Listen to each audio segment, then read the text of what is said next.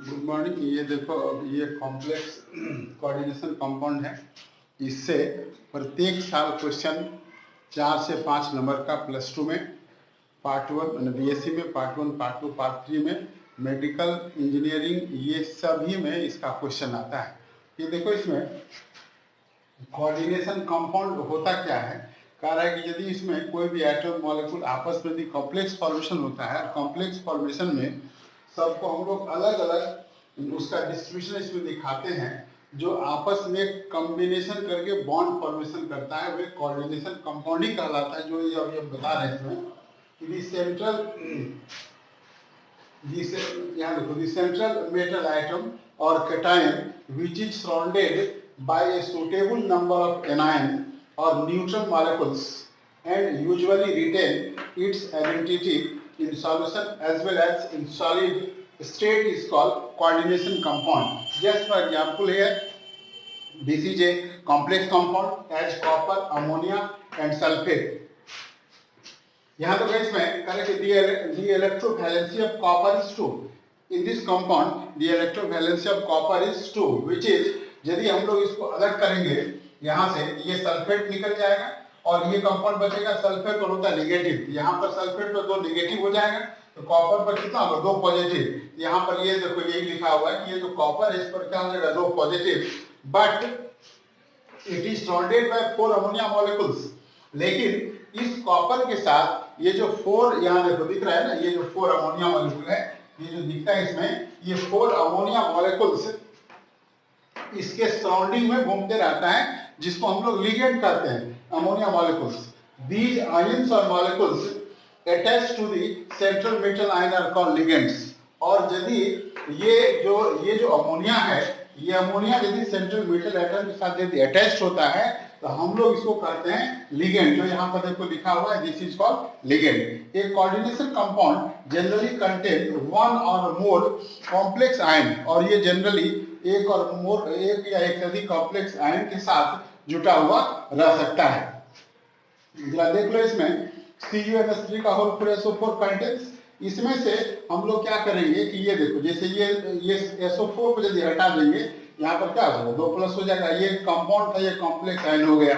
यदि हम लोग देखते हैं सोडियम, यहाँ देखो सिल्वर Cn का होल 2 कंटेंस, यदि हम लोग इसमें से देखो इस सोडियम को हटा देंगे, यहाँ पर एक निगेटिव चार्ज हो जाएगा और ये कॉम्प्लेक्स ये आयन कहलाएगा। यदि हम लोग इसी में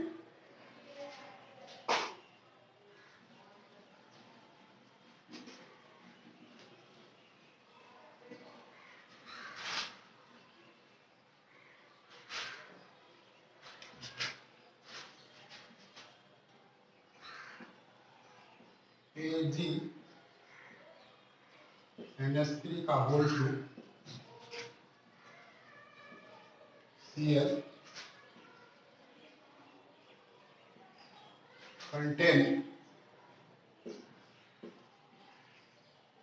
AgNH3 का होल 2, ये देखो नेगेटिव हो गया और ये कहलाता है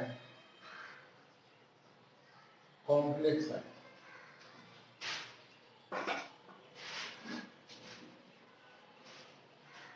यहाँ देखो, इसमें ये क्लोरोसिल्वर, ये अमोनिया हो गया। यहाँ पर ये सिल्वर है, ये अमोनिया है, इसका एटम मॉलिक्यूल है, ये लिगेंड कहलाता है, क्योंकि this ammonia attached with central metal items in silver, this is called ligand. यहाँ पर ये देखो, ये जो Cl है, कह रहा है इसको देखो बता देंगे कि ब्रैकेट क्या है, Cl क्या है, ये क्या और ये क्या है।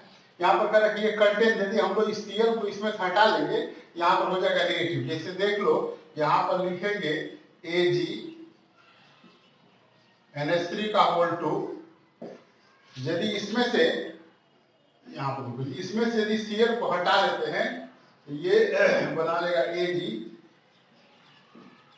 AgNH3 का होल 2 और प्लस हो गया Cl माइनस, तो यहाँ पर कौन सा चार्ज हो जाएगा, प्लस।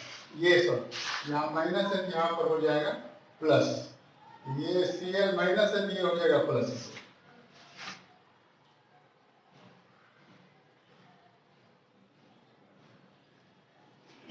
ये देखिए, ये Cl है, जब Cl निकल जाएगा तो Cl पर कौन सा चार्ज होगा, चार्ज हो जाएगा, नेगेटिव नेगेटिव हो जाएगा, इस पर क्या होगा प्लस। ये कंपाउंड था, ये कॉम्प्लेक्स था, और ये क्या होगा कॉम्प्लेक्स आयन। जस्ट इसके बाद देखो इसमें लिगेंड क्या है, ये देखो इसमें लिगेंड क्या है, करेक्ट द न्यूट्रल मॉलिक्यूल्स।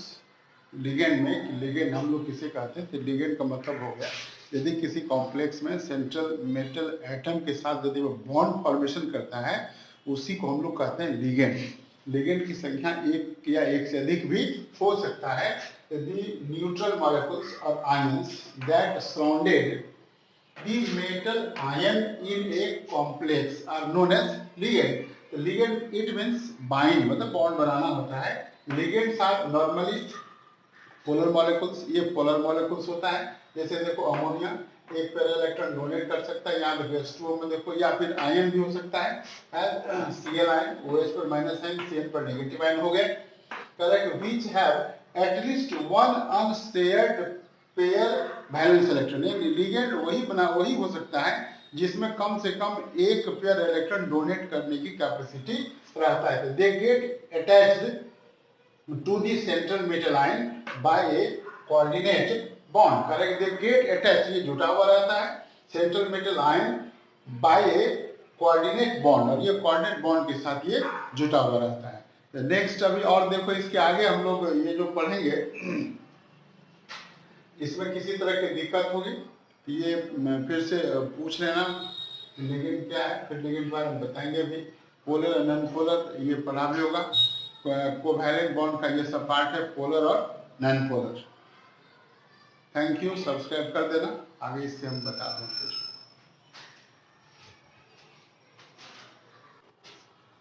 अब देखो इसमें कि ये कोऑर्डिनेशन नंबर क्या है, ये जो कोऑर्डिनेशन नंबर है, कोऑर्डिनेशन नंबर हम लोग कहते हैं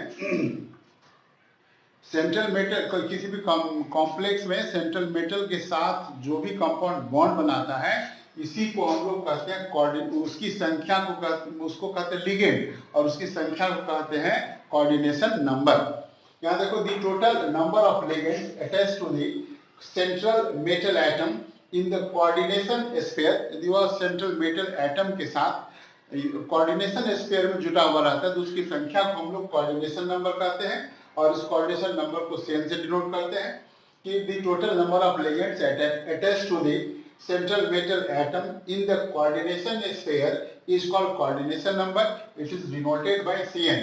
इन दिस एग्जांपल, ये देखो एग्जांपल है इसमें, दिस कंपाउंड यहाँ पर ये देखो K2 है, PtCl6, ये जो 6 है, ये 6 है इस सेंट्रल मेटल एटम के साथ जुटा हुआ है, इसीलिए इस कंपाउंड में Pt का कोऑर्डिनेशन नंबर कितना हो जाएगा 6 यहाँ पे लिखा हुआ है। 6 क्लोराइड आयन आर प्रेजेंट, ये देखो इसलिए 6 क्लोराइड Pt साथ प्रेजेंट जुटा हुआ है, 6 chloride ion are present in the coordination sphere, so therefore its the coordination number of Pt is 6।